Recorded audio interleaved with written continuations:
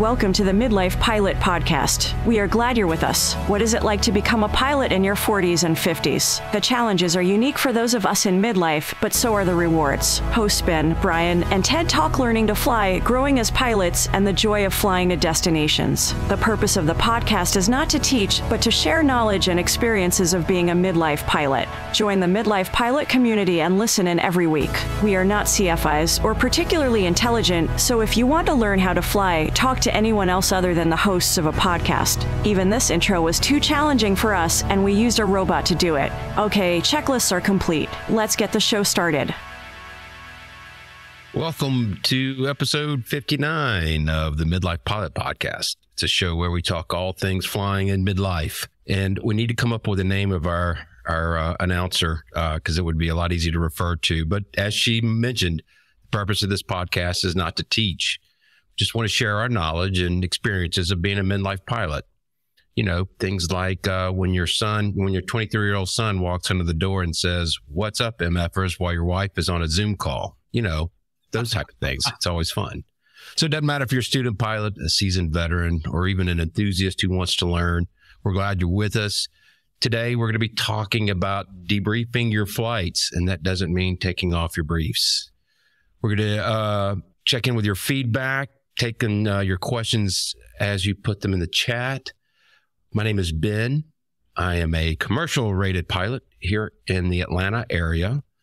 I fly Cessna 182, also referred to as a Skylane. As always, we have Mr. Brian Siskin from Music Row in Nashville, flies a Cherokee named Lucy.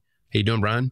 I'm doing fine, Mr. Ben. Hey, listen, we ran that ridiculous AI created intro a couple of episodes ago, and I feel like no one even caught it. And then now I'm seeing that the world is alive with this new realization that we've been taken over. So this is great. I'm super excited, and I'm excited about the topic tonight, and I'm excited to see all the people in the chat. And I really want to encourage folks in the chat to help us push this thing along because we've only got, so many brain cells. That's exactly right. Also joining us from the West Coast, frigid West Coast, we have Ted flying a CTLS egg. Ted, you have been real busy with the YouTube posts. Some great footage you've been putting up. How you doing? I'm doing good. Yeah, it's like 3 videos in 2 days or something like that. It's kind of strange to do that, and it's nice to put up some videos. It's nice to go out flying. Was able to fly even during the frigid conditions. Now that everything is flooding, probably have to wait a little while. Awesome. Well, as most of you know, we do broadcast this live on YouTube every Tuesday evening at 8 p.m. Eastern. You can find us at youtube.com/@midlifepilotpodcast. The live chat is open and it is quite active tonight. We're glad to see that. The audio-only version of this podcast is available on iTunes, Spotify, and wherever else you get your podcasts. Please subscribe. Leave us a review, a 5-star review to be more precise. We love feedback and suggestions. You can email us at midlifepilotpodcast@gmail.com. And one last plug, visit the midlifepilotpodcast.com merch store. There'll be links in the show notes. But yeah, we'd love for you to check that out. You can see if you're watching the YouTube video stream. Also, I wanted to do this last week, and Brian pointed it out. I want to recognize there's a few folks in the chat that are relatively new, and we wanted to call them out and say hello. Joel Wittenbach, Cheryl Owl, I hope I'm saying that right, with a Southern accent. Who else did we see in there? Michael Gillette. And anybody else?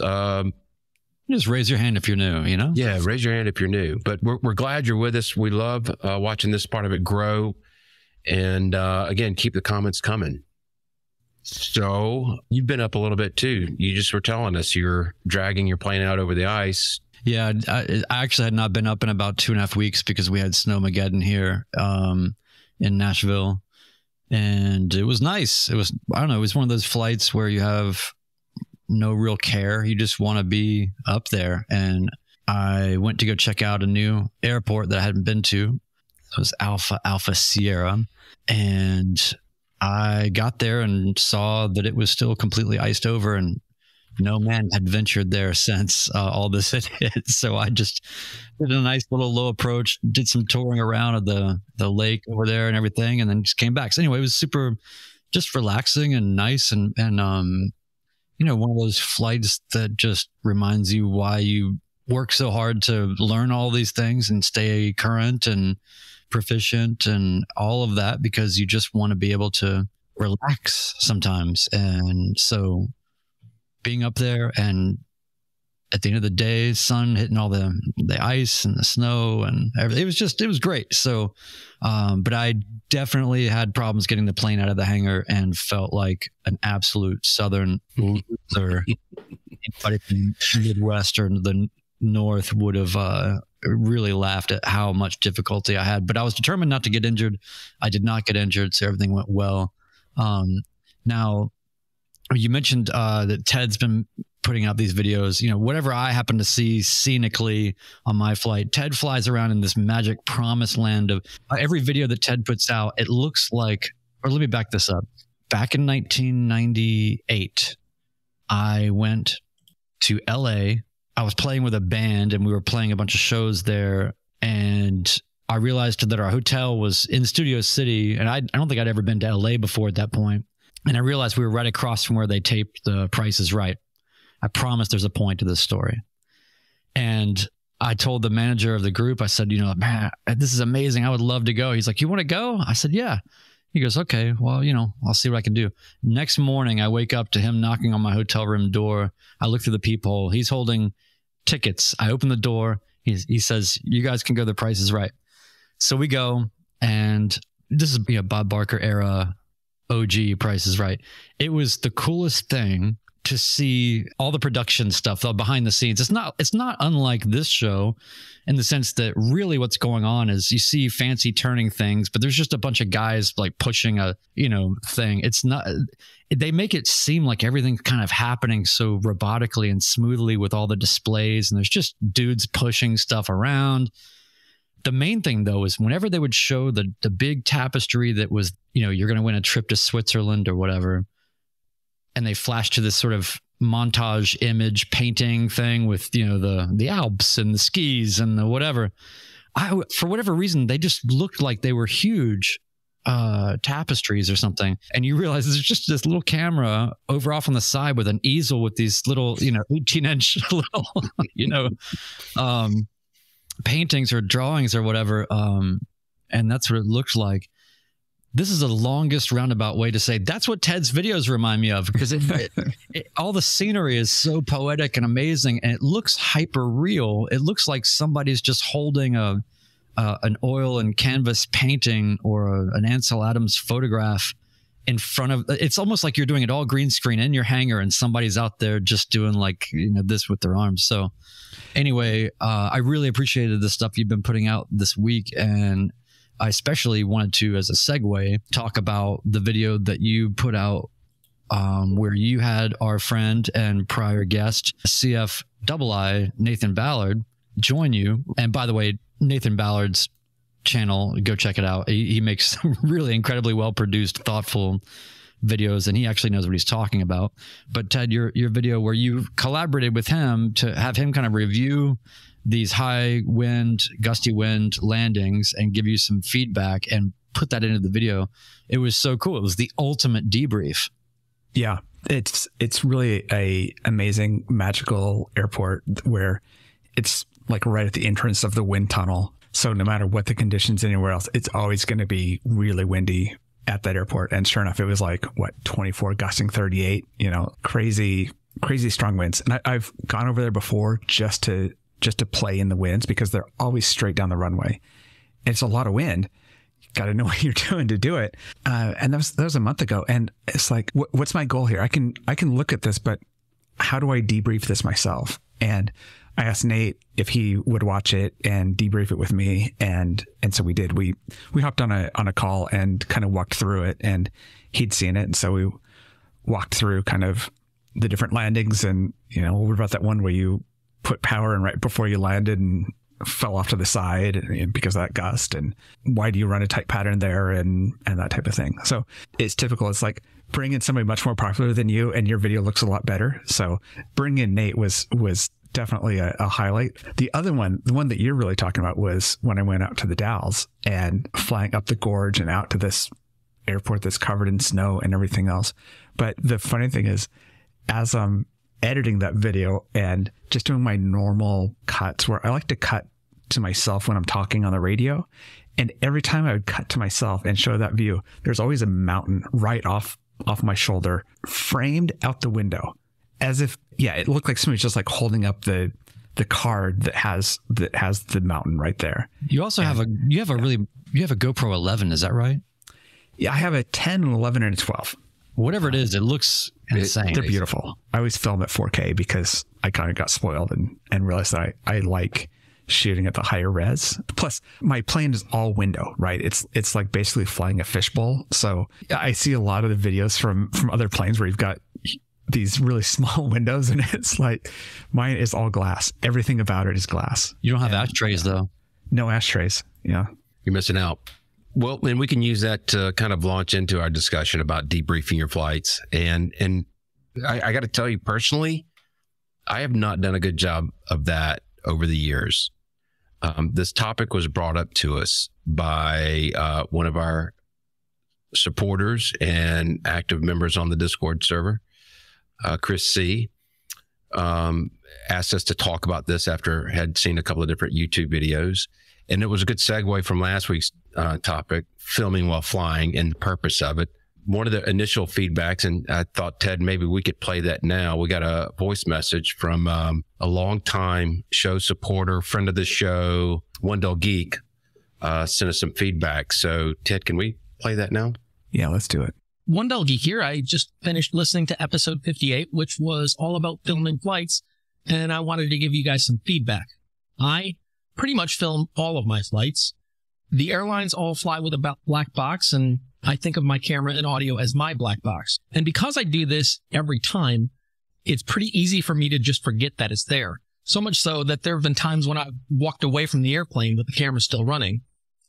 In the end, what I end up with is a lot of information that I can use to do a self-debrief, which I do for every flight. First, if there was some specific thing that I knew I wanted to review, I can skip ahead and look to that. Then I will watch the entire flight and see if there was something that happened that I didn't realize or I just missed. From those two things, I sit down and think a bit and decide what things I want to add to my process so that I can avoid any problems or repeat good things if they did happen. Anyway, I'm a big fan of filming my flights. I'd be interested in any of your suggestions to improve my self-debriefs. Thanks for a great podcast.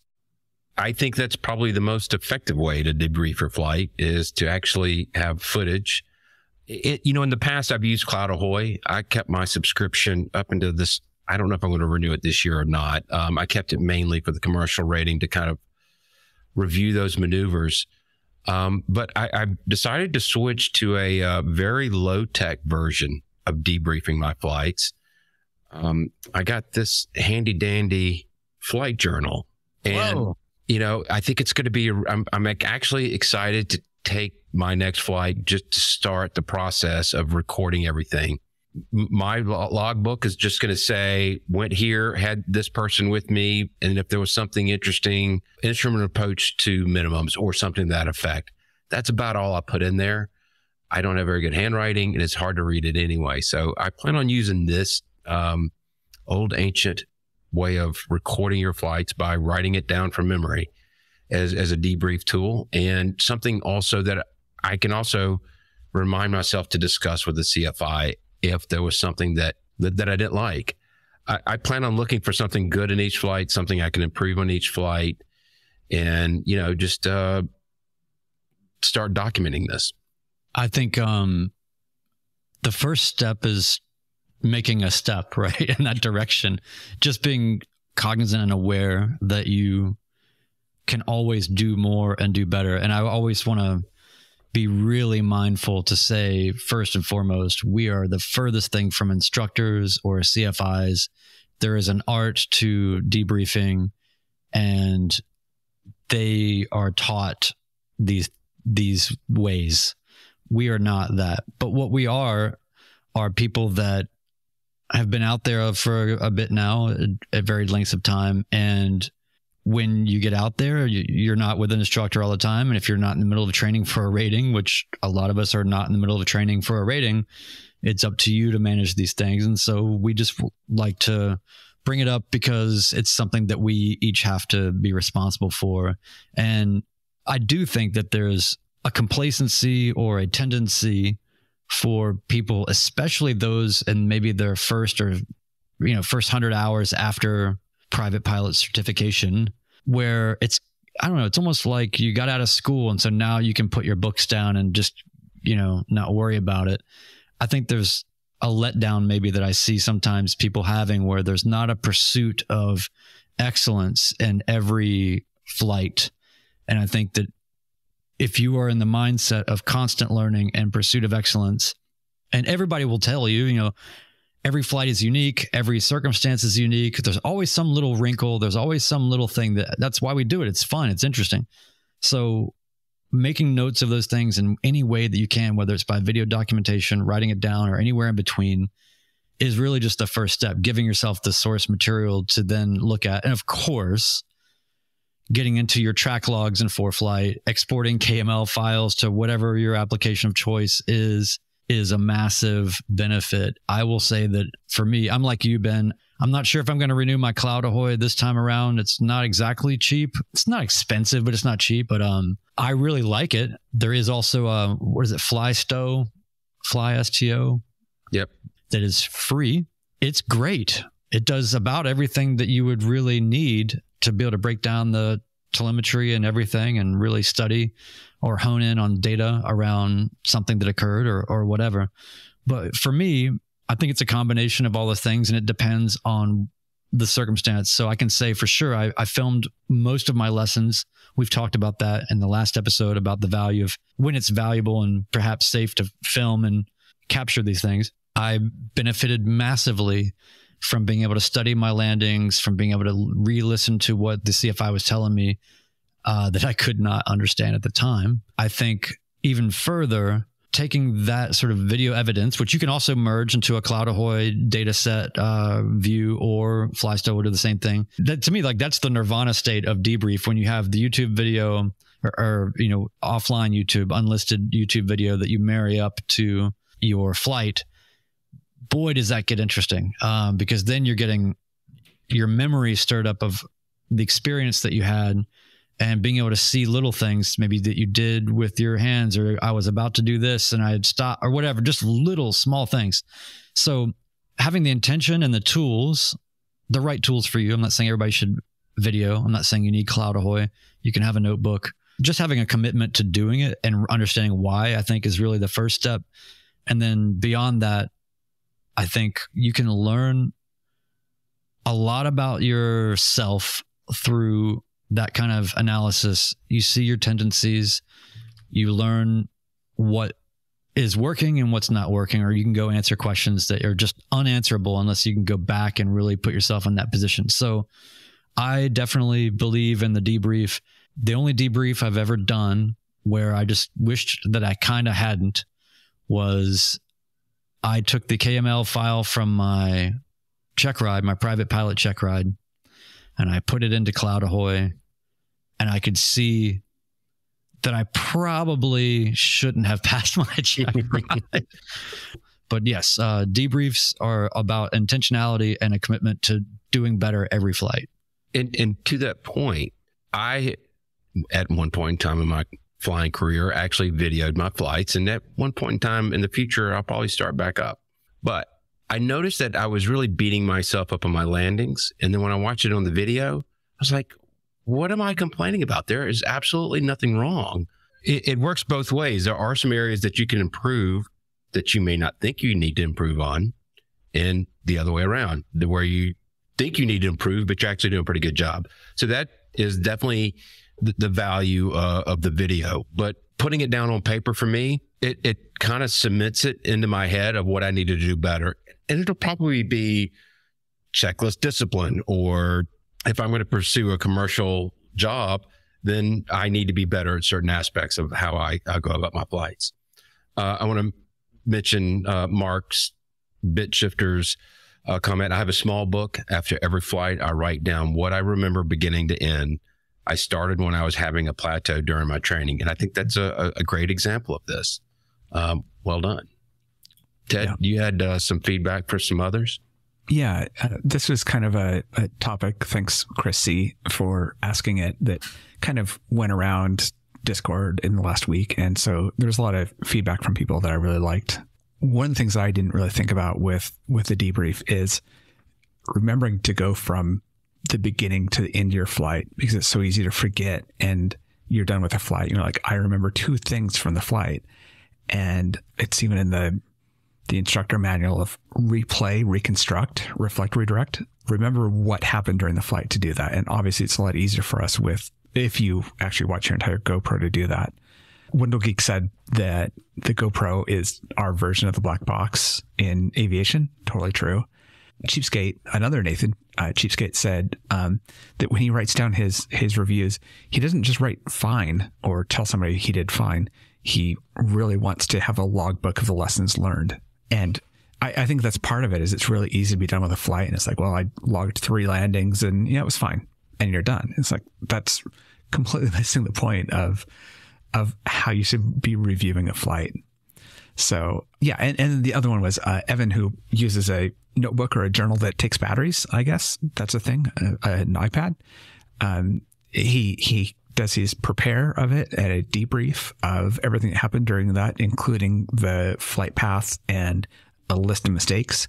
And on his kneeboard while he's flying, he writes down any errors that he has during the flight. So that's a good way of doing it. I don't write down the mistakes that I make during a flight, and it'd probably be healthy if I did. I think that what would be great is to see, obviously we have a Discord. It's a very vibrant, active community of pilot friends, basically, that are helping each other along. What I love about the debrief is its objectivity and its reflective nature, like you were talking about. And I think that maybe we should even open up a debrief channel where it encourages people to post these, whether they write them down or whatever. I would love to see more in the same spirit, Ted, that you were talking about with how you'd like to see more boring YouTube videos of just flights, which I'm 100% behind. I think also being able to share debriefs with a supportive group of people for perhaps more insight, not criticism, but insight, I think would be a great thing. And I think that one of the things that we always come back to, I feel like it's important to remind people why we even why does this podcast exist, or why does this community exist? I'm not saying it's because of me, but I was one of the people that started it. And the intentionality there was, I am alone. I have no pilot peers of any kind. I didn't have anybody online. I didn't have anybody in my area.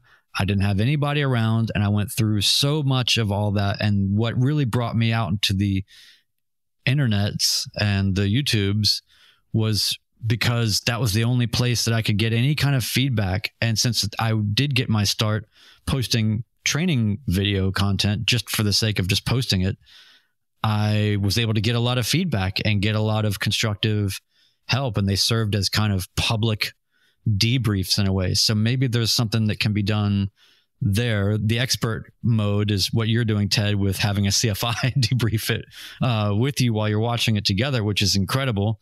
It's like a positive spin on the Zapruder film. Like it's like the opposite of that, right?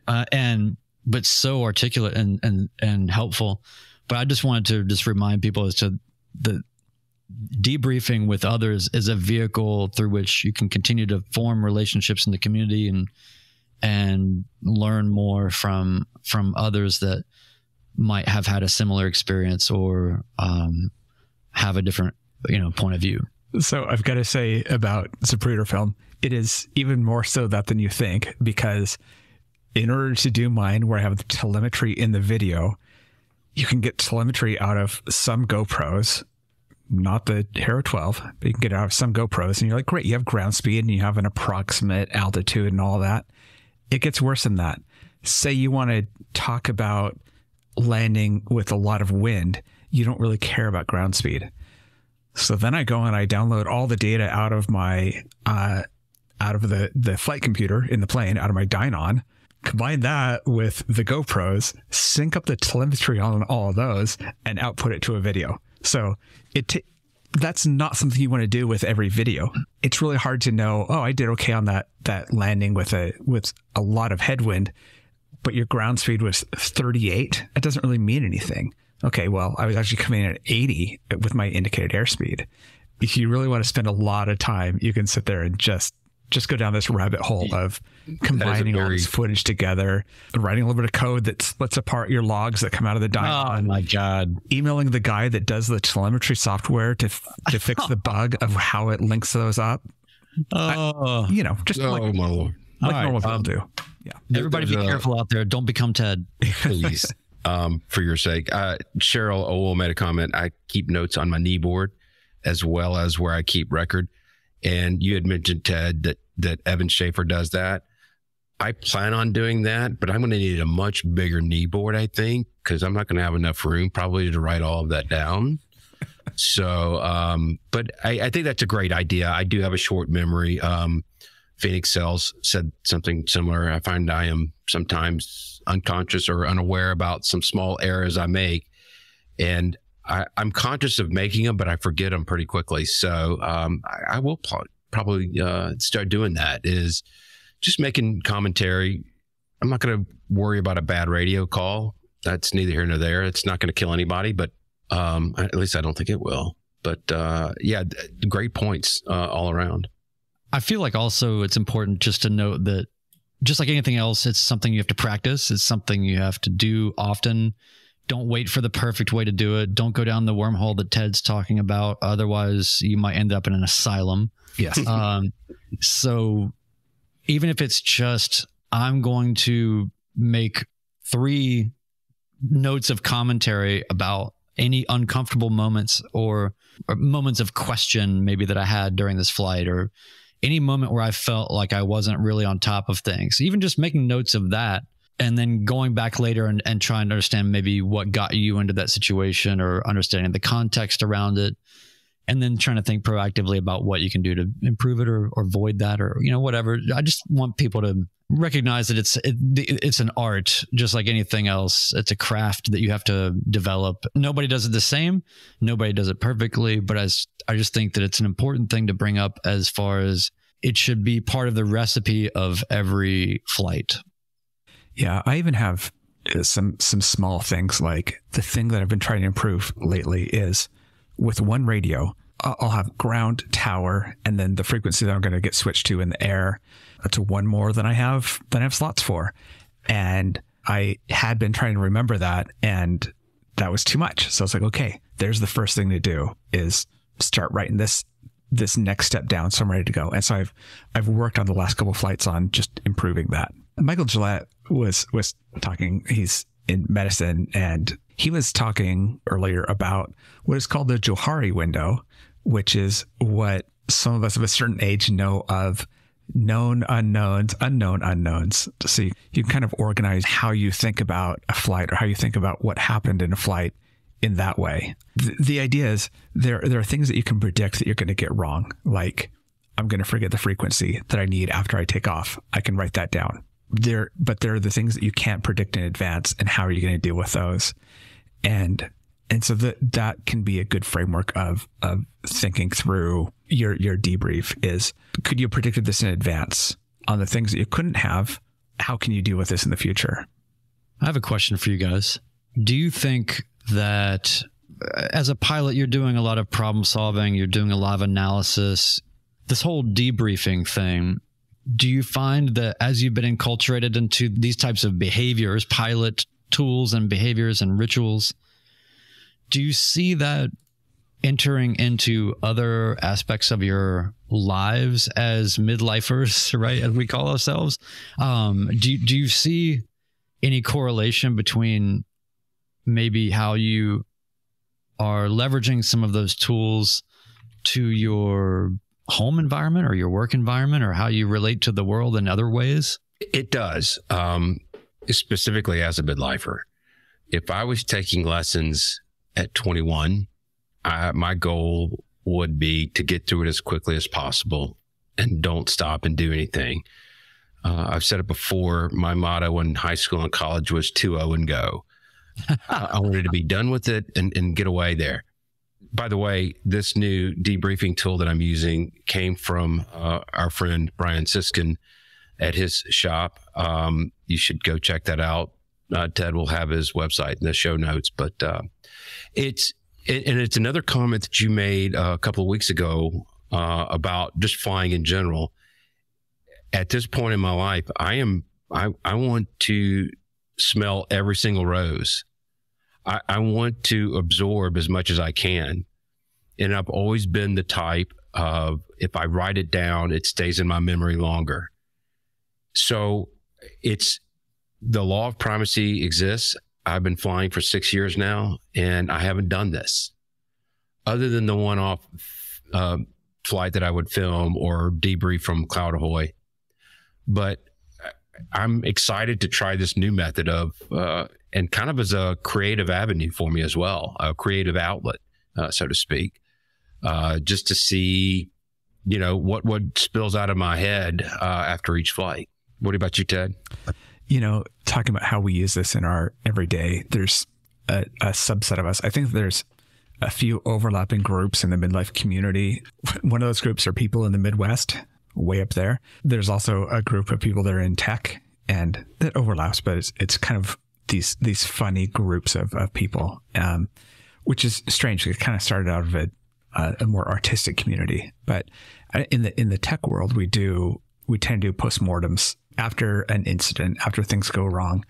And there's a lot of things in there. There's a thing called 5 Whys, and there's having a blameless postmortem, where the idea is, let's go into this and let's not have an ego. Let's talk about these issues and how can we solve them? It might even be a great learning opportunity. This isn't just let's sit in a room and figure out who to blame this on. And that's one thing that can really come into this is, okay, use my example. I forget about a frequency as I'm taking off. Why is that? Well, I should be able to remember a frequency. No, but why? Why do you think you should remember it?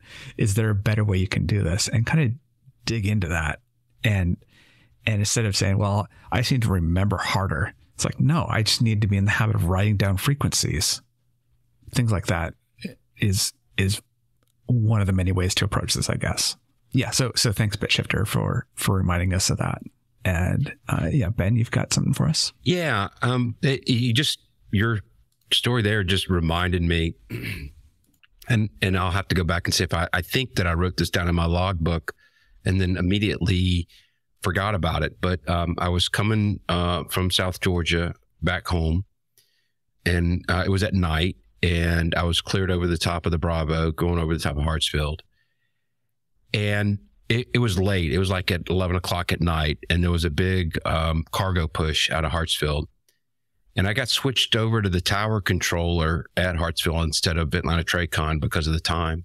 And man, she was just rapid fire. And finally comes on and says, November 14911, are you with me? And almost like she was yelling at me. I was like, I'm here. I've been trying to get in a word. And I thought about that for a week afterwards, thinking, what could I have done different? And I spoke to some people and it was fine. But it's those kind of moments that I've already forgotten about and was only reminded because of you, Ted, that had I had debriefed that in a proper way and put it in a book or whatever, I think it would have stuck with me better. And other small mistakes. I know the frequencies in my area very well, but I actually just rotated the knob too far and couldn't understand why air traffic couldn't hear me because I wasn't tuned to their frequency. So it's things like that that I want to keep track of. And you can write it down. You can write down, note to self, when contacting anyone in an airplane using the radio, use the correct frequency. And then shouldn't be a problem anymore after that one. I had one of those things that happens sometimes where you're not sure if you're insane or if they told you wrong, and I was coming into Nashville, and they gave me, I was on with Fort Campbell approach, which is a little bit of a sort of a northwest diagonal. And they gave me some arrival frequency that I had never even received before, but I was like, oh, well, that sounds great. And I called them up, and the guy was sort of incredulous that I was even directed to. And I actually felt bad because I wasn't trying to explain myself away, but I just wanted to say, hey, well, this is what Fort Campbell told me to do. It was more my way of saying, you might want to talk to them because that's what they're telling people. But yeah, I mean, generally all this stuff comes down to the willingness to debrief and to be critical of yourself and invite others to look at what you did or didn't do right. It comes down to the absence of ego and the curtailing of ego. And, I've mentioned this before, but every time Ben, when I've flown with you, it's like, hey, just so you know, if you see something you don't like, tell me. I have no ego. I have my own special little pre-flight brief that I give other pilots, and it has to do with that, because I want, as part of the CRM recipe, to be, you have the freedom to call me out on anything that is remotely uncomfortable, or if you see something, say something. And it all goes back to that one guy that scared the crap out of me right after I got my license, where I asked him what the most dangerous thing was, and he looked at me and said, a plane full of pilots. So the ego is a huge factor. One thing I wanted to mention also quickly about these notebooks, these memory logs, is I think there's something amazing that we don't capture about a lot of our flights that are seemingly insignificant.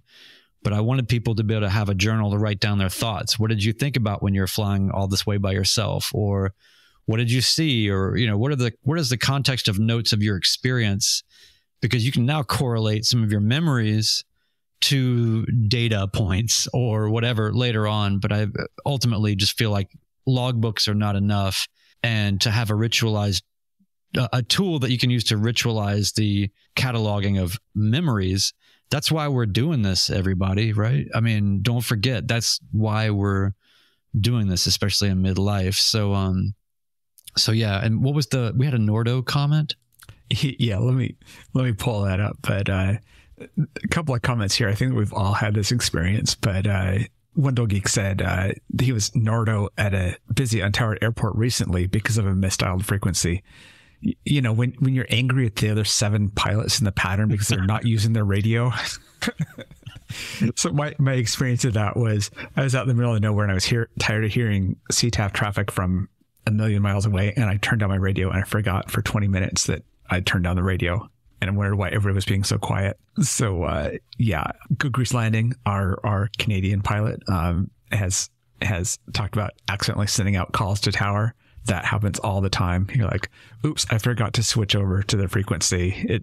It to me, that reminds me of like when you're a kid and you accidentally call somebody mom. You call your teacher mom. And you're like, oh wait, I'm still on with tower. And those are kind of sweet moments, because it's usually a student and they're like, hey, it's okay. You're talking to tower. You meant to talk to the practice area, but you're still on frequency with us. Maybe that'll be the new see ya. Thanks, Dad. Bye, Mom. Yeah. Yeah. And Aero Grizzly, Mike, one of our SoCal people, if you see another plane in the pattern and get mad because they're not making radio calls, check your radio volume and frequency. Oof. Yeah. Been there. I wanted to bring up Michael Gillette's comment, and because I did have a situation like this, and I wanted to speak to it to kind of close out this. Michael says, sometimes a near bad happens and it freaks you out and you want to change everything so it never happens again. How do people deal with that fear in the debrief? Well, I'll tell you this. I was with my wife flying to Griffin and just had a really nasty crosswind gust lift up my wing. I went up on 2 wheels, went to the edge of the runway, and it did scare me pretty bad. I got out of the plane. I was shaking pretty good. The way I dealt with it, though, in that debrief is I let it sink in for 24 hours. I wasn't trying to hide it. I just wanted the opportunity to process what happened and think it over and over and over again. And then I talked to my CFI, and then I talked to my partner, my brother-in-law.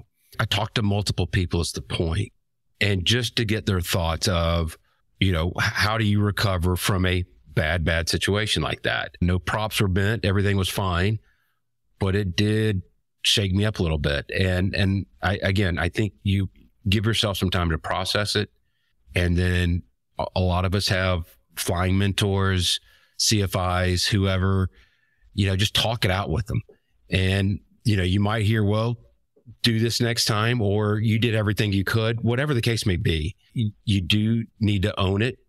What I like to say is I like to mourn the bad situation, process it, and then figure out what to do better next time. I think the psychology of those sort of micro traumas or whatever is a very healthy thing to try to find a healthy way to deal with that. I love your thought about giving it 24 hours. You're not in the airplane anymore. Nothing's going to change what happened. Giving yourself some time.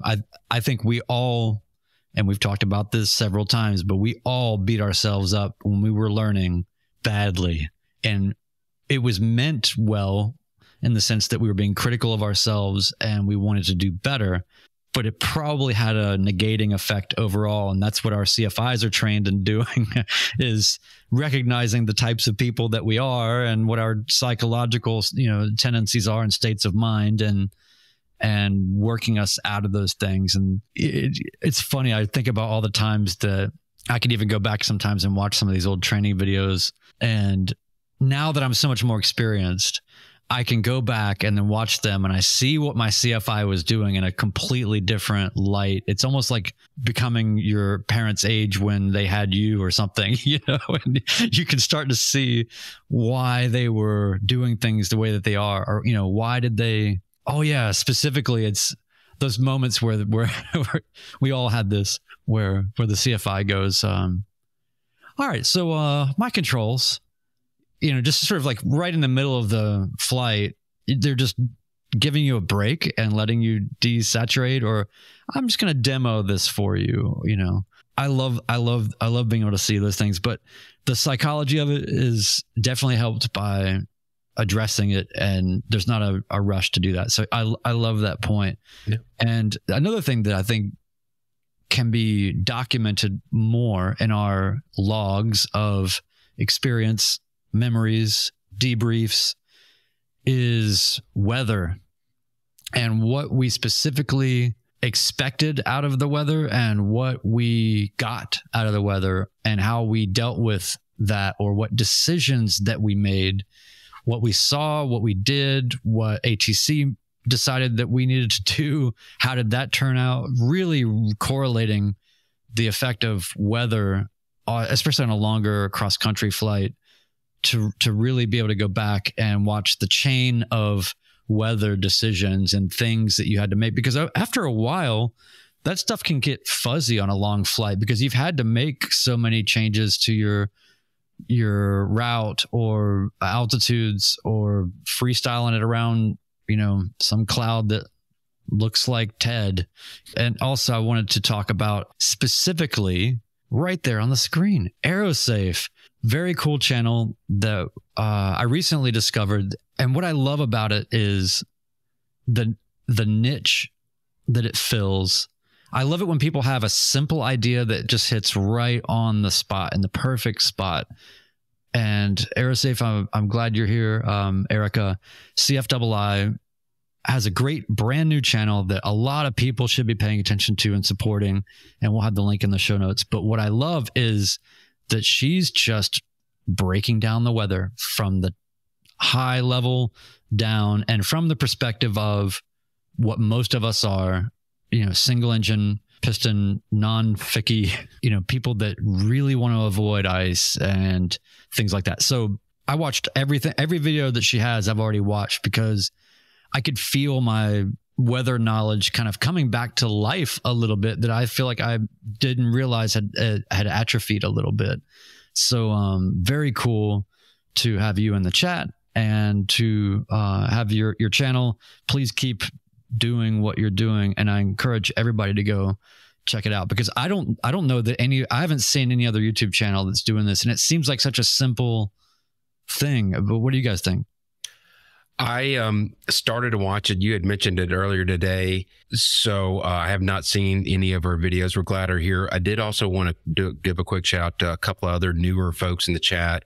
I missed earlier, Colby Ruffing, who I've met in person. Great, awesome guy out in Lawrenceville. And Go Grease Landing, relatively new, our first Canadian midlife pilot here. So yeah, that's it. There's one other topic that I do want to cover, just for as a public service announcement: the Nashville fly-in.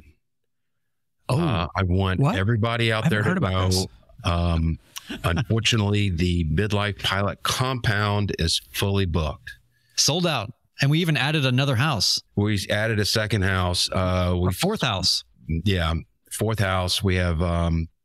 So stop sending me money, because I'm going to just send it right back to you. The grift is over. The grift is over. But we still have a lot of people saying that they're interested. This is really growing a lot larger than I thought it was going to be.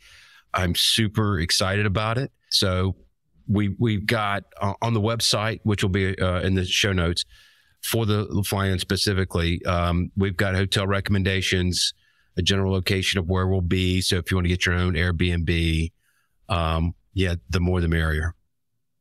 Yeah. And there's going to be a lot of people that are flying in commercial from far away lands. Ted is coming from a place where, as far as I know, it's just Fred Armisen, in various costumes. I don't really. And we've got people coming in absolutely from everywhere. It's been a really cool thing because we've had these sort of impromptu gatherings over the last couple of years, and it keeps sort of taking on a different level. But this is just wild, and it's going to be an absolute great time.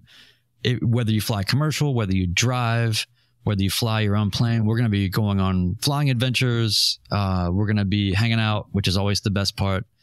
And I don't know, Ted, do you do magic tricks? I don't know. What else can we do?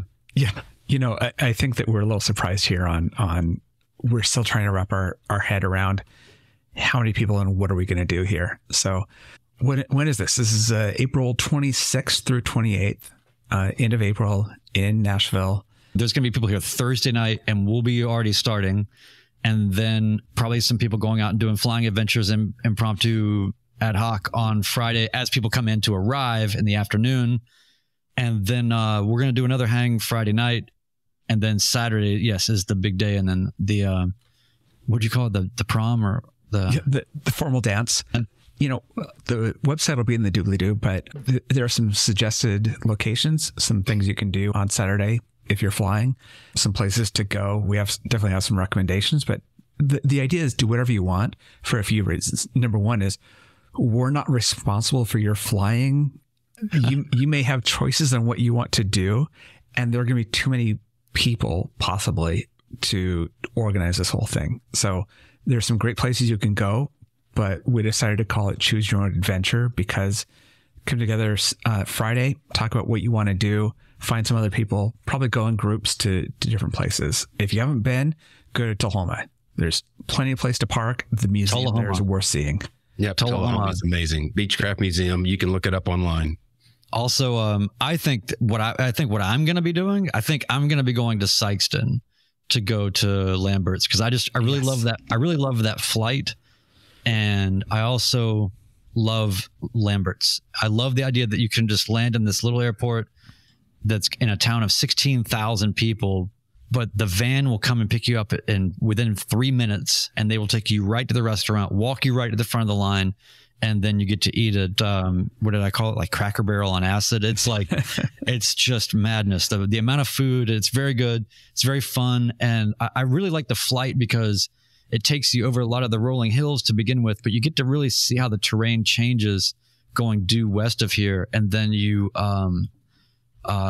cross the Mississippi River, and then it's just like you're in another world. It's completely flat. It's really interesting.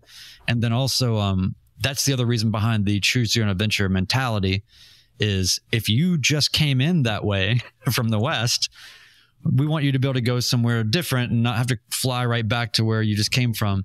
Also, our experience has always been the most fun thing to do is get into other people's airplanes. So do that, mix it up, learn about different things, have different experiences.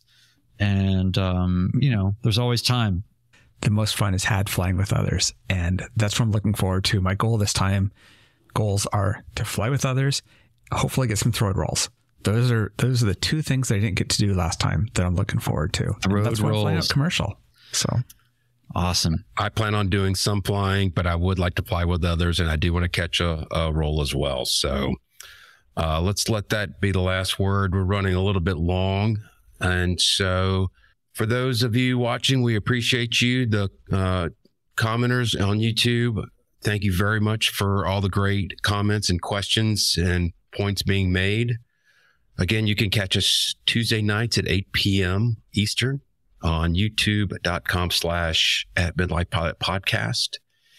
And don't forget to send us your feedback at the email address is midlifepilotpodcast@gmail.com. Signing off, episode 59 of the Midlife Pilot Podcast. Good night, everybody.